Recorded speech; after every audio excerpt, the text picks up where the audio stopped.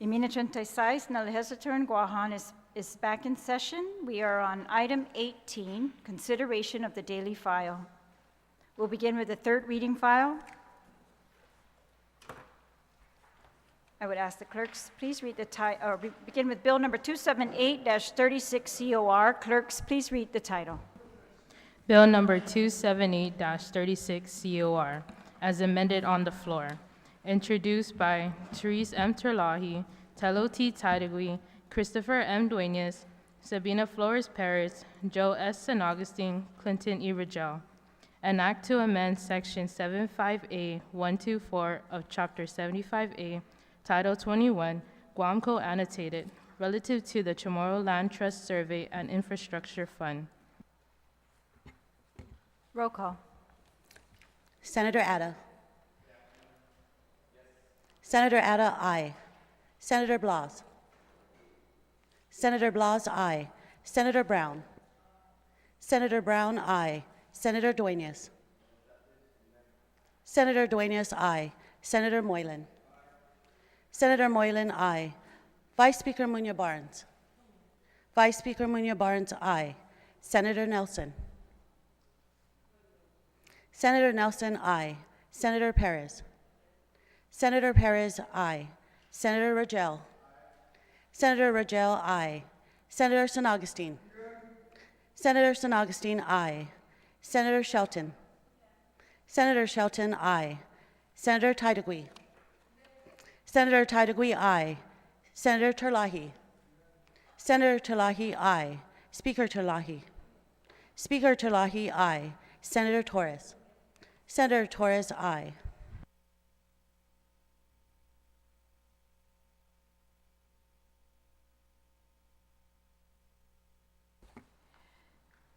Bill number 278-36 COR received 15 ayes, 0 nays, and 0 excused. Bill number 278-36 COR is duly passed by this body.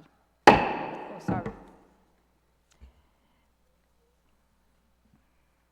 We are on Bill number 284-36 LS. Clerks, please read the title.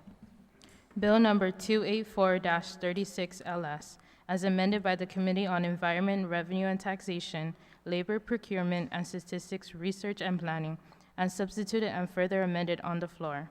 Introduced by Sabina Flores Perez, Telo T. Tidegui, Jose Pito Terlahi, Tina Rose Munya Barnes.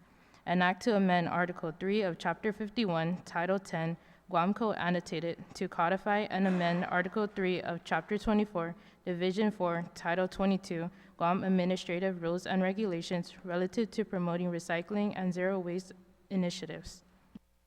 Roll call. Senator Atta. Senator Atta, aye. Senator Blas. Senator Blas, aye. Senator Brown. Senator Brown, aye. Senator Duenas. Senator Duenas, aye. Senator Moylan.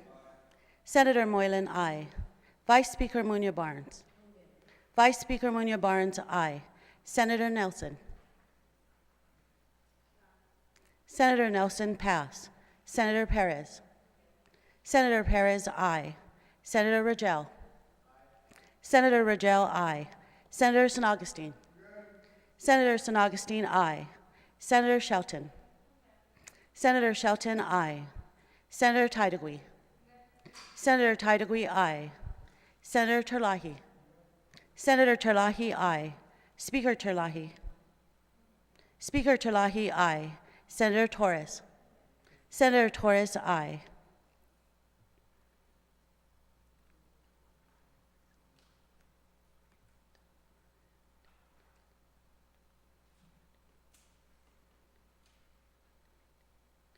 Senator Nelson. Senator Nelson, pass.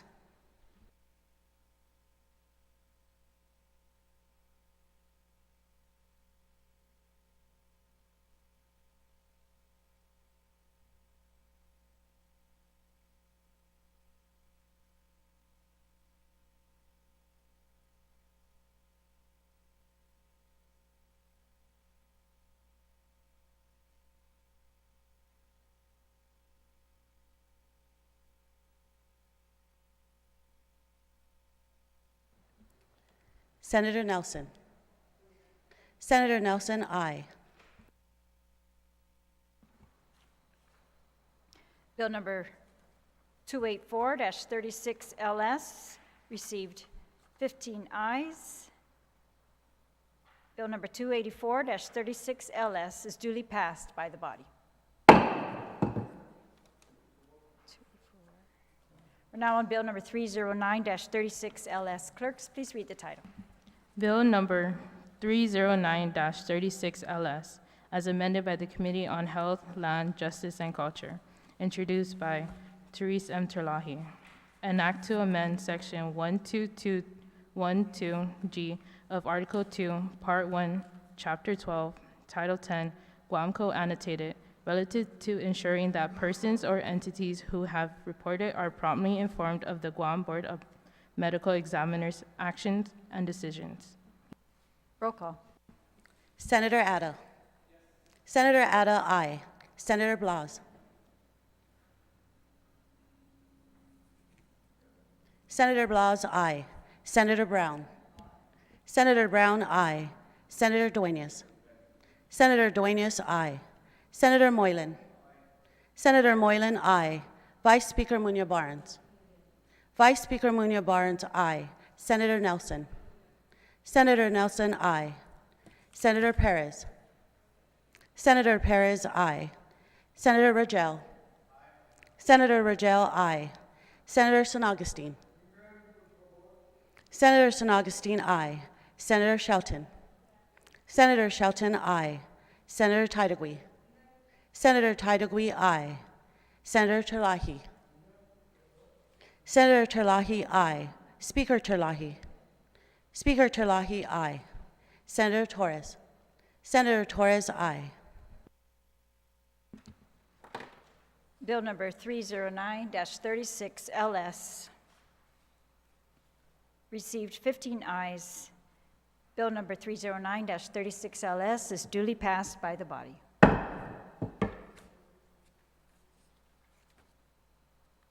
We're now on bill number 303-36COR. Clerks, please read the title. Bill number 303-36COR, as amended by the Committee on General Government Operations, Appropriations, and Housing, and further amended on the floor. Introduced by V. Anthony Atta, Joe S. San Augustine, Sabina Flores Perez, Christopher M. Duenas, Telo T. Titagui, Joanne Brown, Jose Pito Terlahi, Tina Rose Munya Barnes, Therese M. Terlahi, James C. Moylan. An act to add a new section 849.16 to Article 1 of Chapter A, Title 1, Guam Code Annotated, relative to designating a portion of Route 4 as 7 Heroes of Molesto Highway. Roll call. Senator Atta. Senator Atta, aye. Senator Blas. Senator Blas, aye. Senator Brown. Senator Brown, aye. Senator Duenas. Senator Duenas, aye. Senator Moylan. Senator Moylan, aye. Vice Speaker Munya Barnes. Vice Speaker Munya Barnes, aye. Senator Nelson. Senator Nelson, aye. Senator Perez. Senator Perez, aye. Senator Rangel.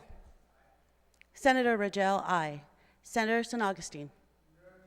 Senator San Augustine, aye. Senator Shelton. Senator Shelton, aye. Senator Titagui. Senator Titagui, aye. Senator Terlahi. Senator Terlahi, aye. Speaker Terlahi. Speaker Terlahi, aye. Senator Torres. Senator Torres, aye.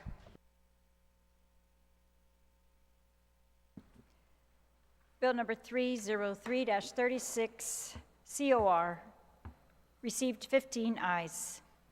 Bill number 303-36COR is duly passed by the body. Bill number 259-36LS. Clerks, please read the title. Bill number 259-36LS, as amended by the Committee on Economic Development, Agriculture, Power and Energy Utilities, and the Arts, and further amended in the Committee of the Whole. Introduced by Telo T. Titagui, Amanda L. Shelton, Sabina F. Perez, Joanne Brown, Frank F. Blas Jr., Jose Pito Terlaje. An act to add a new Article 3 to Chapter 58 of Title 12, Guam Code Annotated, relative to establishing a new special qualifying certificate for the development of elderly residential living housing comprising of independent living, assisted care, and nursing home accommodations, and to be known as the Octin Guma Group Use of Manunka Accommodations Incentive Act.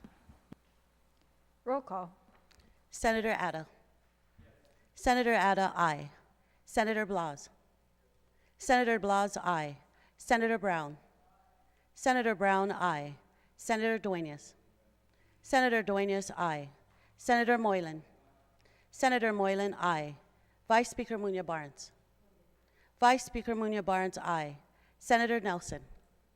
Senator Nelson, aye. Senator Perez. Senator Perez, aye. Senator Ragel. Senator Ragel, aye. Senator San Augustine. Senator San Augustine, aye. Senator Shelton. Senator Shelton, aye. Senator Tydegui. Senator Tydegui, aye. Senator Terlaje. Senator Terlaje, aye. Speaker Terlaje. Speaker Terlaje, aye. Senator Torres. Senator Torres, aye. Bill number 259-36LS received 15 ayes. Bill number 259-36LS is duly passed by the body.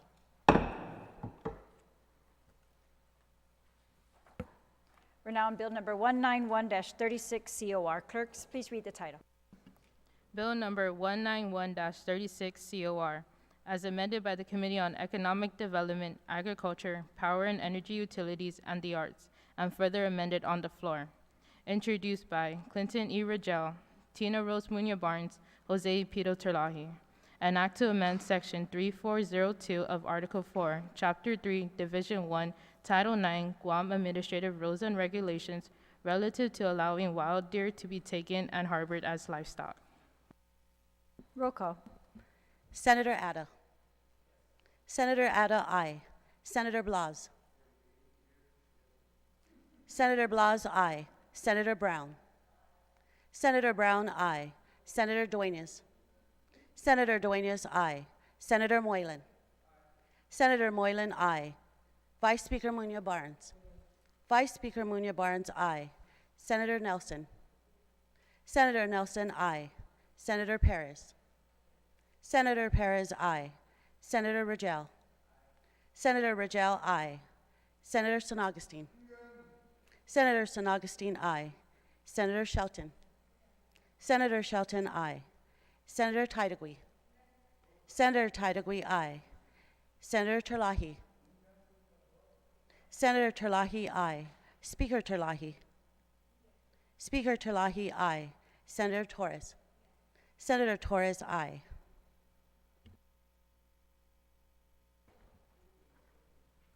Bill number 191-36COR received 50 ayes. Bill number 191-36COR is duly passed by the body.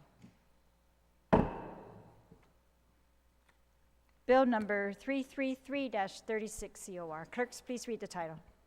Bill number 333-36COR, as amended by the Committee on Health, Land, Justice, and Culture, and substituted on the floor. Introduced by Clinton E. Ragel, Therese M. Terlaje, Tina Rose Munya Barnes, Joe S. San Augustine, Jose Pito Terlaje. An act to add a new item D to Section 40109-2 and a new item 6 to Section 40118 of Chapter 40, Guam Food, Drug, and Cosmetic Act, and to amend Section 23102 of Chapter 23, Eating and Drinking Establishments, and Section 24103 of Chapter 24, Food Establishment, all of Title 10, Guam Code Annotated, relative to cannabis content in edible and cosmetic cannabis products. Roll call. Senator Atta. Senator Atta, nay. Senator Blas. Senator Blas, pass. Senator Brown. Senator Brown, nay. Senator Duenas. Senator Duenas, nay. Senator Moylan. Senator Moylan, aye. Vice Speaker Munya Barnes. Vice Speaker Munya Barnes, aye.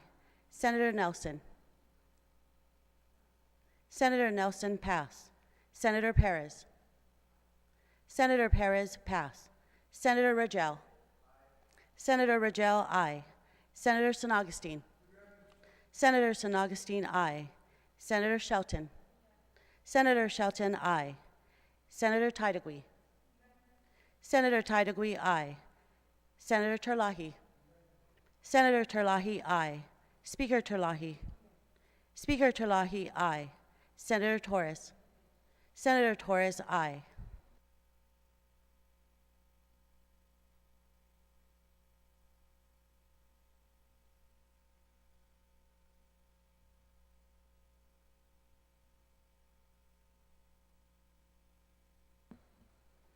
Senator Blas. Senator Blas, pass.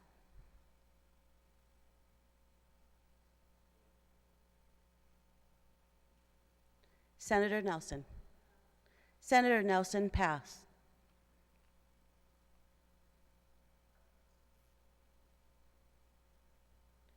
Senator Perez.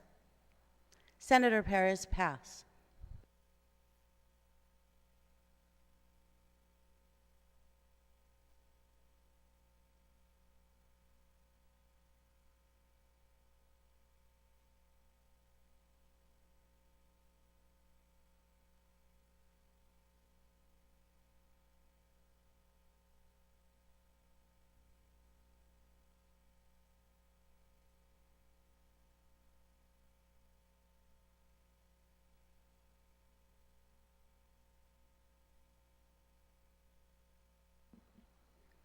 Senator Blas.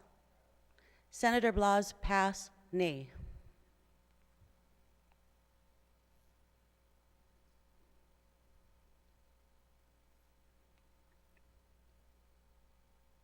Senator Nelson. Senator Nelson, aye.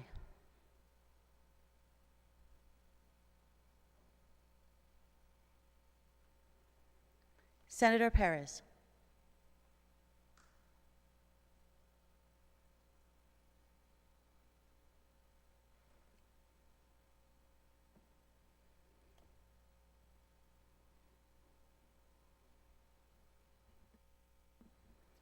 Senator Perez, pass, nay.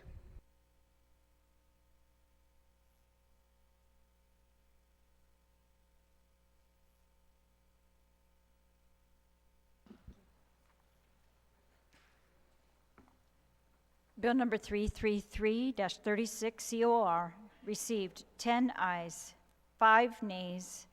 Bill number 333-36 COR is duly passed by the body.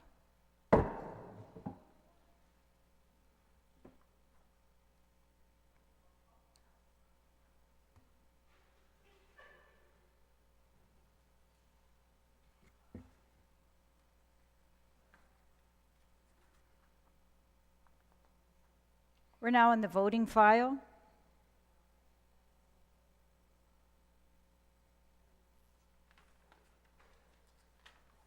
We'll begin with vetoed bill number 239-36 COR. Notwithstanding the objections of Imagahagan Guahan, shall vetoed bill number 239-36 COR be overridden. Clerks, please read the title. Vetoed Bill Number 239-36 COR, an act to add a new Section 76206 to Article 2 of Chapter 76, Division 3, Title 11, Guam Code Annotated, and to add a new Section 13510 to Article 5 of Chapter 13, Title 19, Guam Code Annotated, relative to business license requirements for entities engaging in child placement services. Roll call. Senator Atta. Senator Atta, aye. Senator Blas. Senator Blas, aye. Senator Brown. Senator Brown, aye. Senator Duenas. Senator Duenas, aye. Senator Moylan. Senator Moylan, aye. Vice Speaker Munya Barnes. Vice Speaker Munya Barnes, nay. Senator Nelson. Senator Nelson, pass. Senator Perez. Senator Perez, aye. Senator Rangel. Senator Rangel, nay. Senator San Augustine. Senator San Augustine, nay. Senator Shelton. Senator Shelton, nay. Senator Tydegui. Senator Tydegui, aye. Senator Terlahi. Senator Terlahi, nay. Speaker Terlahi. Speaker Terlahi, aye. Senator Torres. Senator Torres, nay.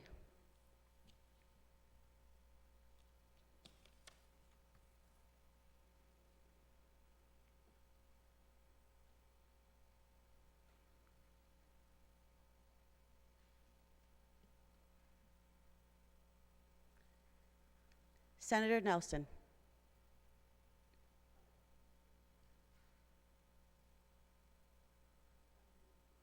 Senator Nelson, nay.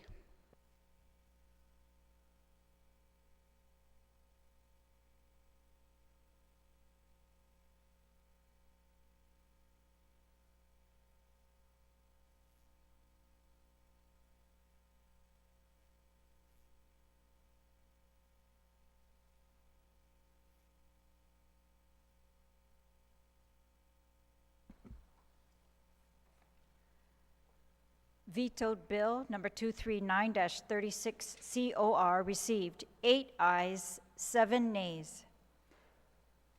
Vetoed bill number 239-36 COR failed override.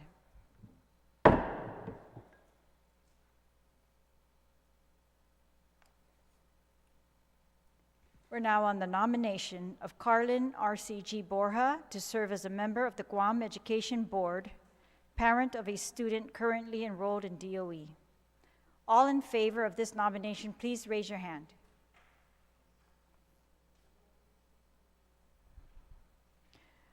Carlin RCG Borja received unanimous support and is duly confirmed by this body.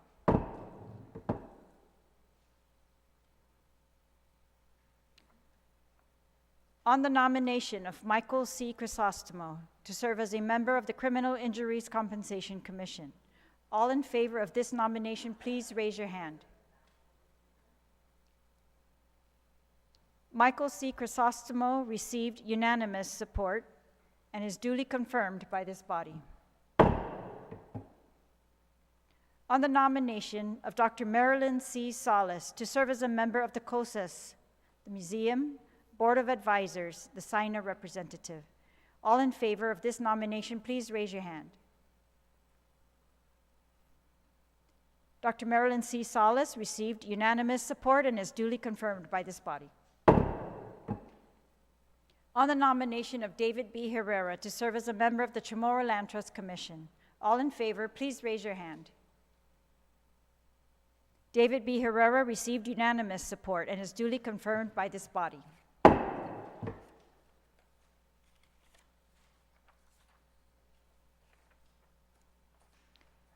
We continue in the voting file.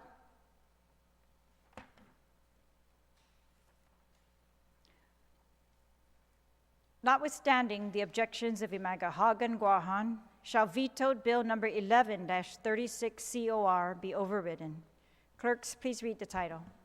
Vetoed Bill Number 11-36 COR, an act to amend Section 19405B and C of Article 4, Chapter 19, Title 10, Guam Code Annotated, relative to requiring legislative authorization to extend a declaration of a state of public health emergency and to be known as the Restoration of Separation of Powers Act.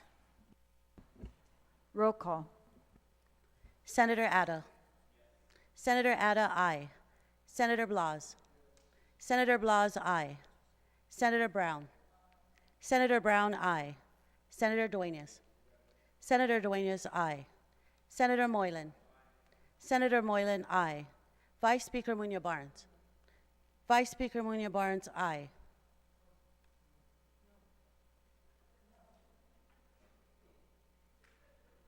Can you recognize her?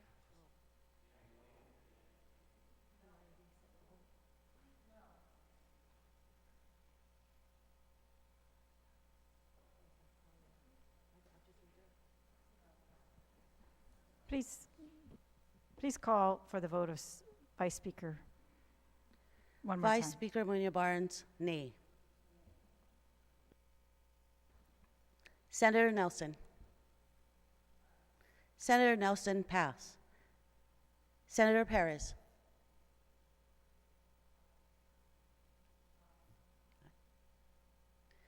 Senator Perez, nay. Senator Rangel. Senator Rangel, nay. Senator San Augustine. Senator San Augustine, nay. Senator Shelton. Senator Shelton, nay. Senator Tydegui. Senator Tydegui, aye. Senator Terlahi. Senator Terlahi, nay. Speaker Terlahi. Speaker Terlahi, aye. Senator Torres. Senator Torres, nay.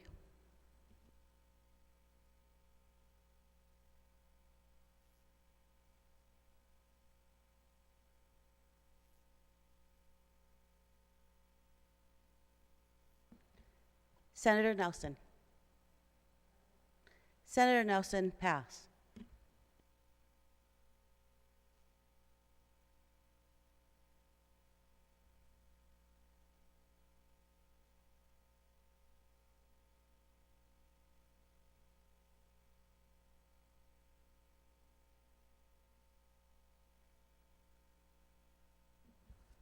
Senator Nelson. Senator Nelson, nay.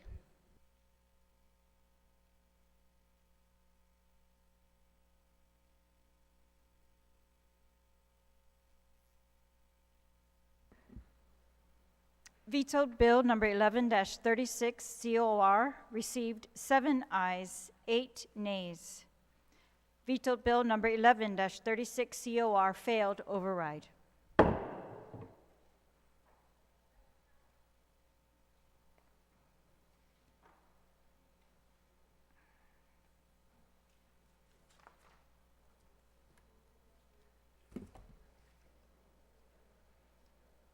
We've exhausted our consideration of the daily file. The floor is now open for brief extension of remarks. Senator Dueñas, you are recognized.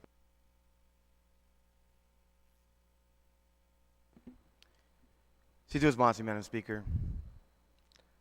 Once again, I rise in disappointment of the failure to override Bill 1136, but I guess I don't rise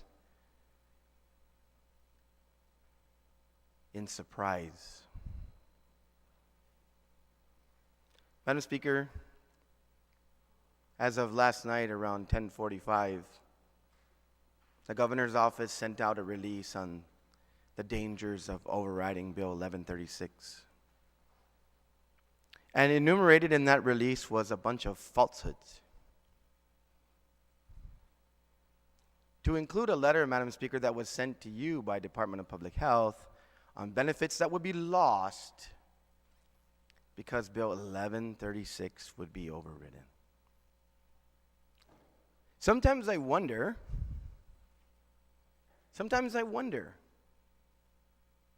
whether our governor herself or her staff are giving her proper information on exactly what Bill 1136 does. The alarm bells that have been sent out is that the emergency will end if you override this bill, this veto. And the world will come crashing down. And all these benefits will be lost, and my powers will be gone to save the people of Guam. Nothing could be further from the truth. The only thing that would happen if Bill 1136 would be vetoed would be the administration would have to come down here and sit before us, just like they did when we did a resolution to discontinue the emergency, with full transparency, in the light of day, sunshine shining, and explain why they need to continue the emergency.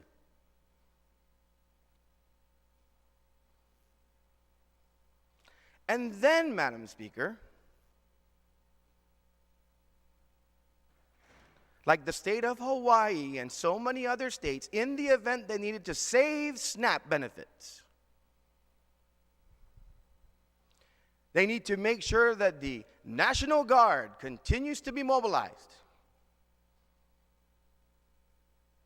They need to continue X, Y, Z, whatever. They have the power to.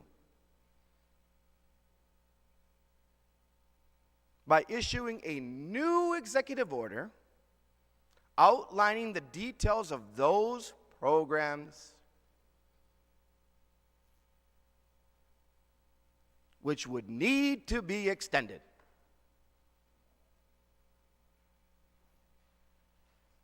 But no,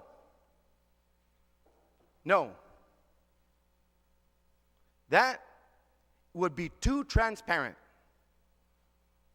That would be too much work. That would be too much accountability.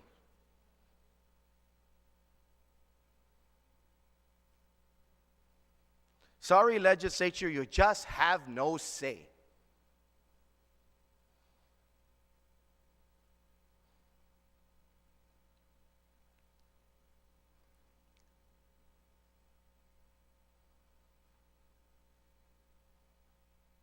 Madam Speaker, there can really only be a couple of reasons to continue going down this road that we've been going down. And that is to not have to deal with the open government law and to not deal with procurement requirements.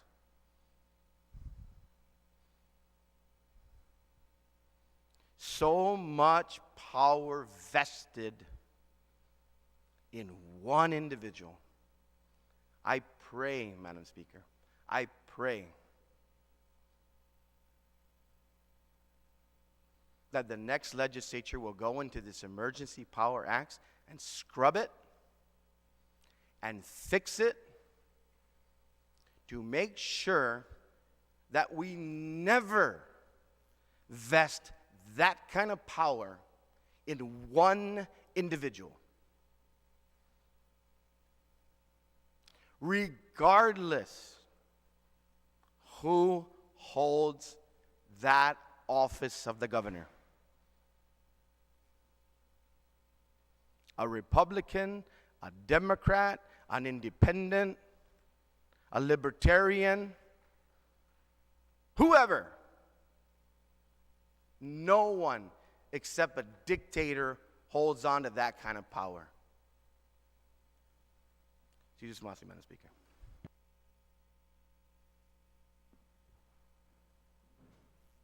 Situs Masi, Senator.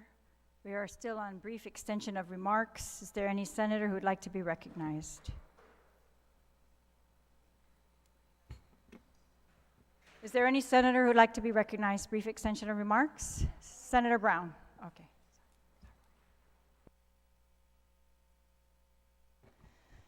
Thank you very much, Madam Speaker. I also rise to raise my comments with regards to the lack of passage of Bill 11.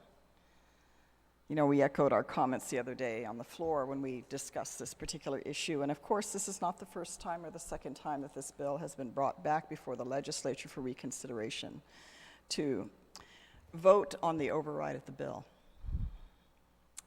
You know, in all my years now, at least 28 years since I first ran for office, I've always gotten a sense of, you know, political energy and how it flows and where it goes.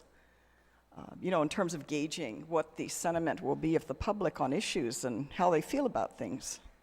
And also talking to people because, you know, when we go out and about, you know, members of the public sometimes have a tendency to want to let you know how they think about issues because they have your ear. This particular issue doesn't make a lot of rational sense as to why this body chooses and continues to choose, at least the majority of the members here, to not take on its responsibility to ensure check and balance in this government. The last legislature refused to do so at the height of this pandemic. And now we're here in the 36th Guam Legislature, and there's still a majority of members of this legislature who still choose not to ensure check and balance, which we have a responsibility and an obligation to do. I assume that's why we ran for office. That's why we ran to serve here in the Guam Legislature. And as our previous colleague, Senator Chris, had mentioned, I mean, that's our responsibility. The fact that the majority of members of this legislature, majority of the majority party of this legislature, continue to abdicate their responsibilities, make you wonder why. Why do we have such difficulty in ensuring check and balance? Why do we have such difficulty in wanting to ensure accountability in this government? Maybe the people of Guam need to look a little closer. Maybe they need to get that magnifying glass and look a little closer at this legislature and the members of this legislature and the relationships that members of this legislature may have with the administration. Because I'm really, scratching my head trying to figure out, wow, why are we not ensuring what our basic responsibility is? Why do we even run for office to ask the people of Guam to elect us to this body? And then when we get here, we don't rise up to the occasion to address our responsibilities. We are at a time in this government, unfortunately because of this pandemic, fortunately for the administration in this particular case, of getting unprecedented amounts of federal dollars that we otherwise would never have had. The most amount of money that's ever existed in this government. Also to include the largest budget in the history of the government. I mean, the budget of Governor Guam literally has almost doubled since my last tour at the Guam Legislature. And yet, we still refuse, at least the majority members of this body still refuse to ensure proper review of how public money is being spent. And we have an administration that has almost no engagement with the body of the Guam Legislature, maybe select members. Maybe select members behind closed doors get to have conversations on what they want and what they don't want, but they don't have them publicly. Once again, abdicating our responsibilities. Is being at Adelup all about power? Is it all about, ensuring that we get all the trappings of victory so that we can hand out our contracts and hire and do our favors, hire members of the legislature maybe, our families, our friends?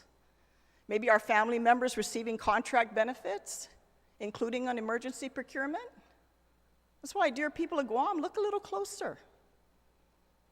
Why there's such resistance to something that really shouldn't even be a second thought. But no, ahi. So that political energy that I always, get a gauge of, that's my own. Maybe some of you have a different way of gauging what you think the public sentiment's going to be on an issue. But, that energy always goes somewhere.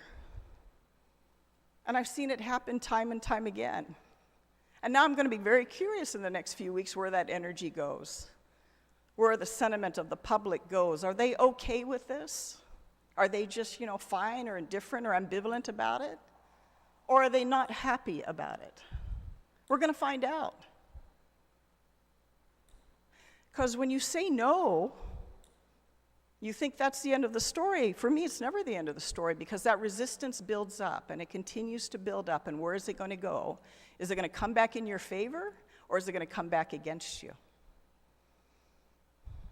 I mentioned the other day, Madam Speaker, last election, there's only 4 of us that got a new member. Well, we're not new members, but the 4 that got elected in the last election are 4 former senators, and I am one of them. And I was very specific on my agenda as to why I ran and what I relayed to the people of Guam as to why I was running. And I never envisioned in my life I would ever run for elective office on Guam. But I was very specific about what my agenda was and why I'm here again.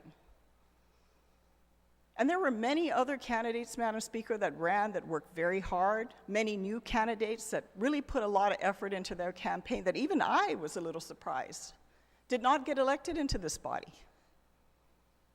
And trying to think, wow, I wonder what the thoughts of the public were in electing us former 4 Republican senators back into the Guam Legislature. So my other colleagues in the majority should have thought about that. What do you think that means? I certainly have my own interpretation of it. Maybe you don't think it's that important. Maybe you think you have control and power, but I'm always wondering where that energy, that political energy is going. And we're going to see shortly where it's going to go if the public is satisfied with the leadership and the lack thereof, shall I say. Because this legislature, out of all the legislatures I've been in, is one of the weakest with regards to oversight. I probably can barely count on one hand how many oversights the committees have had on any issue in this legislature of any committee. The record will show that. At a time when we've had the most federal money flowing, and yet we don't even get up here and exert ourselves to say, hey, how are you spending that money? How do we know that that money's being spent in the public interest? I don't know that. All I get's a list of, well, this is how much was given to a department, this is how much they expended. What they expended on, I have no clue. And we've gone through 2 budget cycles, Madam Speaker, where we just appropriate a budget like that money don't even exist because we don't demand to know how that money's being spent. Or even how do we balance that out with the appropriation of local funds that we actually have control over? We make no demands of that. And you got to ask yourself why. I hope the people of Guam out there are asking themselves once again why this legislature does not rise up to... Speaker, I see you keep telling me time out. I mean, do I have a timeline? No, I'm saying you've exceeded your time limit, and I'm trying to be very polite and notifying you that you've exceeded your time nice. You guys are limit for always the so brief engaged in extension time of limits. remarks. You're always so Senator engaged. Brown. Fine, I'll conclude my comments, Madam I'm Speaker. just bringing to your attention that you exceeded your time I know limit. everything's a time limit. Yes, it's There's a time limit. okay. You know, we Thank spend you, here Senator waiting Brown. to show Thank up for you, our colleagues Senator for Brown. session, but we have a time. Everything's at a time limit here.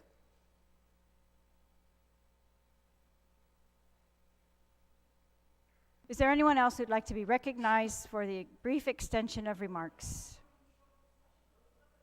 Is there anyone else? Senator Atta, you are recognized. Thank you, Madam Speaker. I rise in disappointment that Bill 11 had failed to be overridden by this body. I expected that this body would want accountability, that this body would want transparency. But I guess that's not the case. And it's unfortunate because the people of Guam who had elected us into this office expected that of us. To keep the checks and balances within our government. As my colleagues have said, there is no accountability with this administration. This body does not hold this administration accountable. This body does not demand transparency from the administration. As the previous speaker had said, oversight hearings are far and few in between. Perhaps the only way that we can find out what is going on in the operations of our government.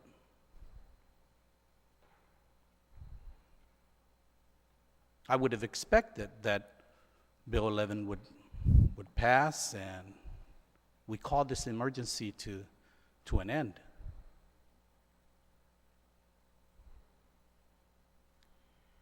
That wasn't the case. What would be so ironic, though, is that when the political pressure starts to be placed on the administration, that perhaps days before the election, that the emergency declaration is now canceled, is now over. And now what would that make this body look like?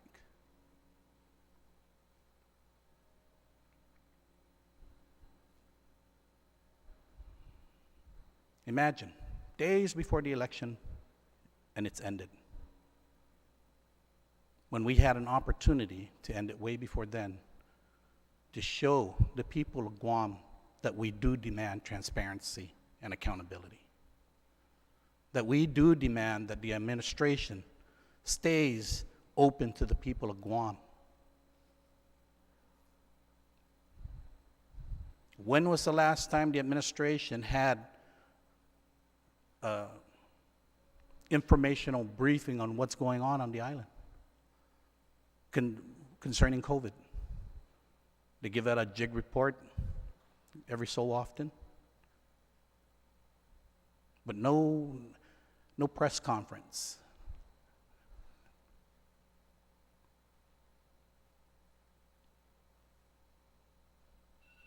So I hope my colleagues, you know, when it comes time to looking at what's going on in our government, that we do take our positions seriously, and that we do want to hold everyone accountable. Because it doesn't go back to the administration, it comes right back to this body, that the people say, you guys are not doing your job. But it's the administration that's not being transparent. It's the administration that's not being held accountable.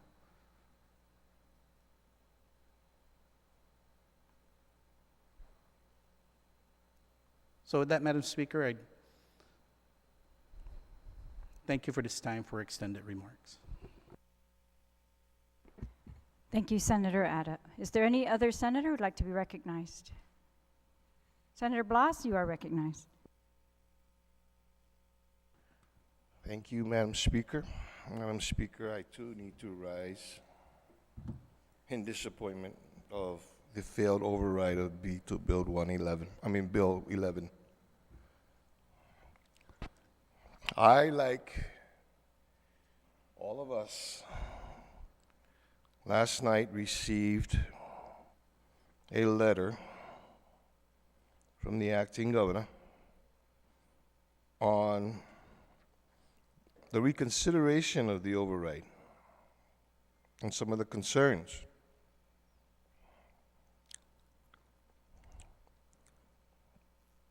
Let me just share a little bit of this, because I don't think the community knows this, the contents of this letter. We need this so that we can continue for the activation of the Guam National Guard.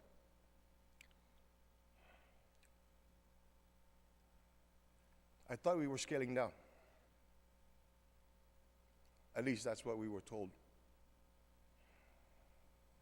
We need this for the licensure of healthcare professionals. We had a conversation about less than 3 weeks ago in here, or around that time, about the need to be able to bring in healthcare professionals on our local dime through the regular process. There was no conversation in here about the emergency purposes for it.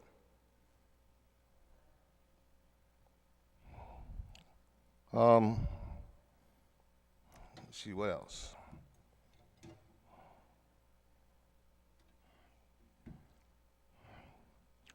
The liability waiver for healthcare providers. That's something that we could have addressed over a year ago.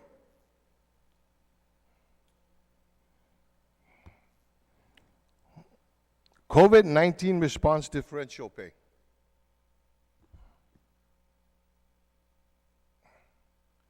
I haven't seen this in the expenditure reports. I know they're getting, because that's part of it, their regular duties. And then the Emergency Supplemental Nutrition Assistance Program, the SNAP program, allotments. That, again, we've had a discussion, and there was a mechanism and a way to be able to address that absent an emergency declaration. So the question that lies again, that I had brought up when we were discussing Bill 11, is why do we continue to be in a state of emergency? If you allow me the latitude, Madam Speaker, can I ask the clerk of the court to read again what the title of Bill 11 was?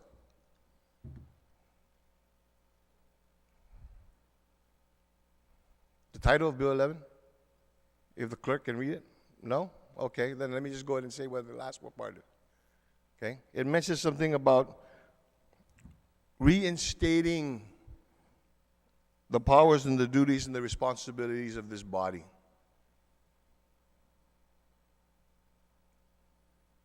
What Bill 11, the override of Bill 11 would do was go back to ensuring that this branch of government will be able to do its job.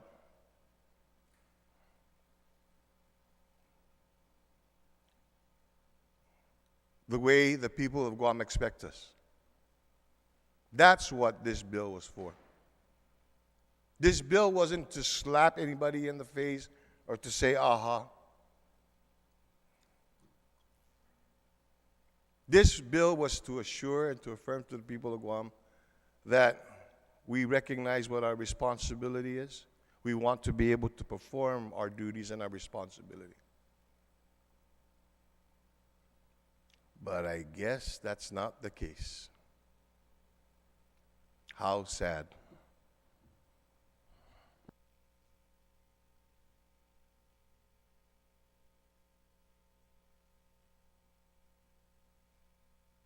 Thank you, Senators. Vice Speaker Munya Barnes. Thank you, Madam Speaker. Madam Speaker, I don't have any extension of remarks this afternoon, but would like to yield my time to you if you like. Thank you very much. Is there anyone else who'd like to be recognized for extension of remarks?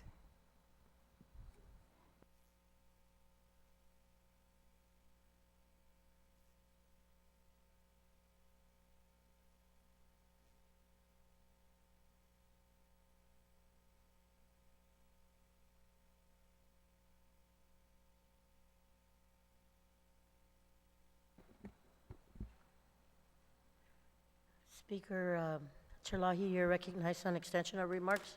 You may proceed.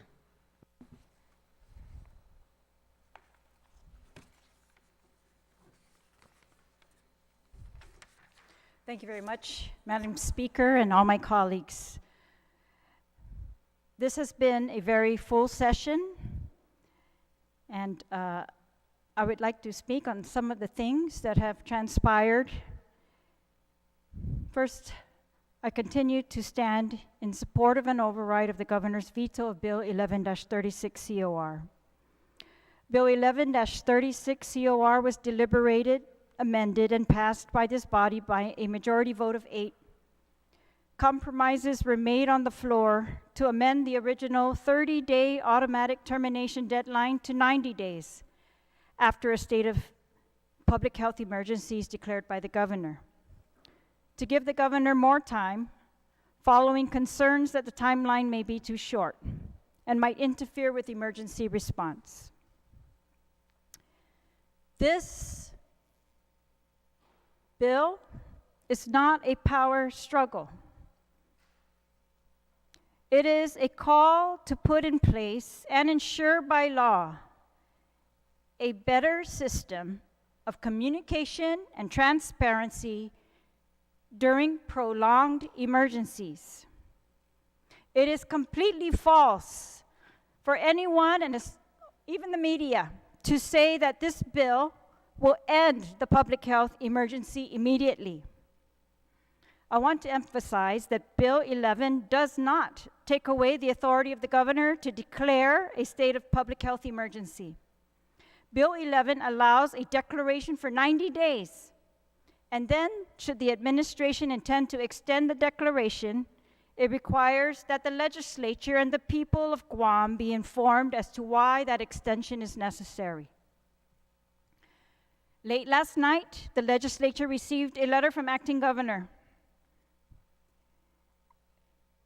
It outlines the emergency powers available through the continued declaration of a state of public health emergency.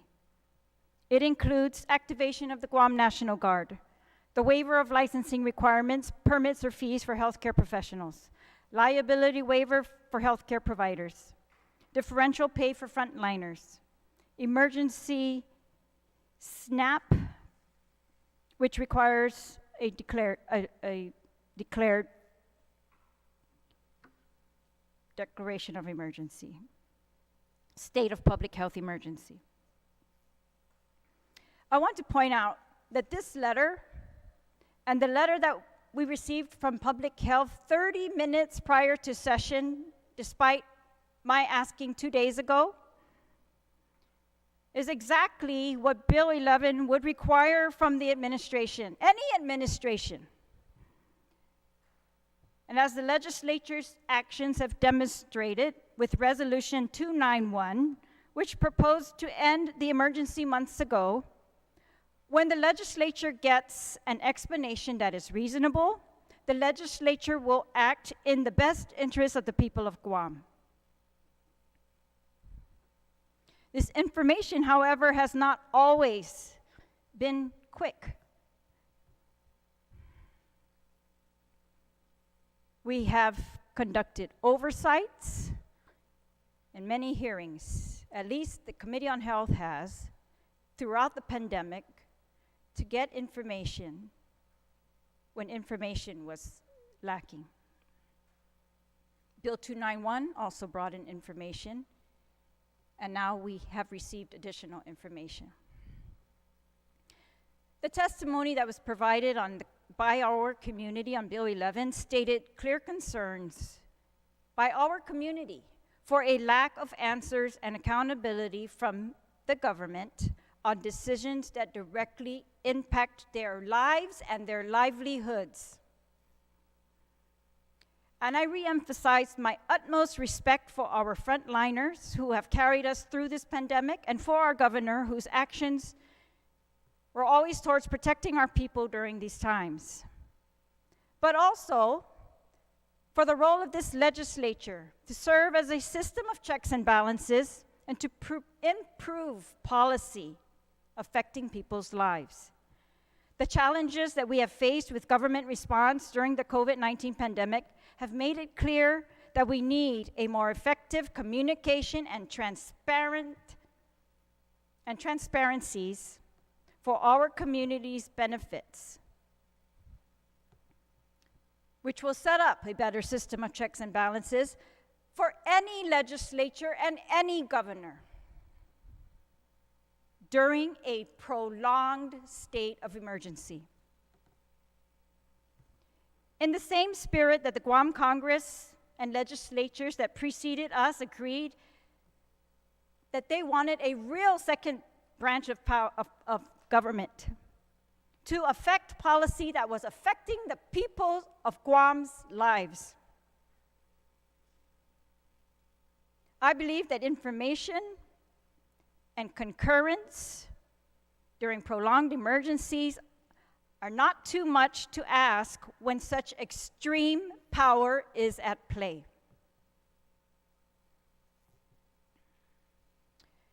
As we enter the last 3 months of the 36th legislature, it's important to highlight and reflect on the actions of this body, and I'd like to clarify some of the statements made earlier.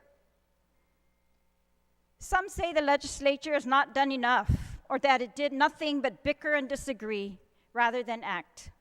And while I agree that we can always do better, myself included, I also believe the 36th legislature has provided a forum and multiple opportunities to allow bipartisan discussions on difficult things. We have allowed senators and members of our community to share their divergent and dissenting opinions when necessary, which represent different community interests. This is what democracy looks like. The 36th Guam Legislature has held 372 public hearings during this term and has passed 126 bills in 21 months and a consistent 18 regular sessions. My Committee on Health, Land, Justice, and Culture has held 92 of those public hearings, 20 of which were oversight or informational hearings. My committee's public hearings make up 25% of all of the hearings conducted during this term and is only second to the number of hearings held by the Committee on Appropriations. During this term, this legislature has provided $25 million in direct relief to businesses, $5 million in direct relief to gas consumers, $5 million in direct food relief, $26 million in direct relief to energy consumers.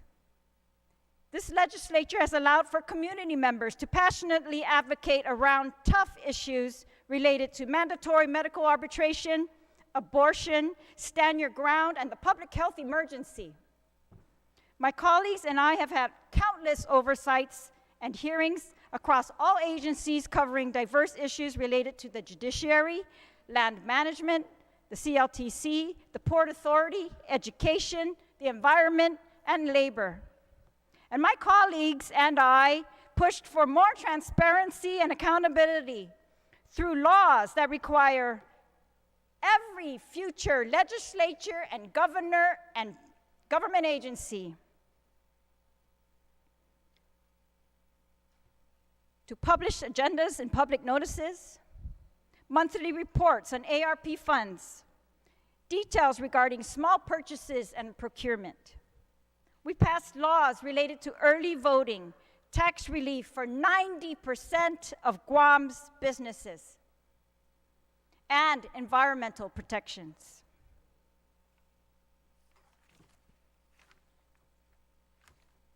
Just in this month's session, with the support of my colleagues, we passed landmark legislation in Bill 277-36, which became Public Law 36-108 just yesterday. This new law sets framework for the lease of submerged lands. Madam Speaker, we could get order, please. The new law provides resources for surveys, power, water, and sewer, which are critical to getting more families into homes on the CLTC properties. The advantages of the bill are far-reaching, and the measure is a stepping stone to lift our entire community up as our residents continue to struggle with affordable housing options for their families and with record inflation, gas prices, and utility costs. It's my hope that we continue to enact policies that encourage fair and responsible development on Guam that directly impacts the lives of our families in a positive way. This law does not lessen in any way the available inventory for residential and agricultural leases on CLTC properties. And we have one more quarter to finish this term, to continue to address many pressing issues our community faces. And I would like to take this time to thank all our staff at our individual offices, our central offices, the clerk's office, and our legal bureau who have been working hard to ensure efficiency, swift action, and thorough deliberation for the people of Guam. And I'd like to thank the people of Guam for their continued engagement in this democracy. Madam Speaker. Buen provecho, Speaker Terlai. Anyone else on the extension of remarks? If not, Acting Majority Leader, you have the floor.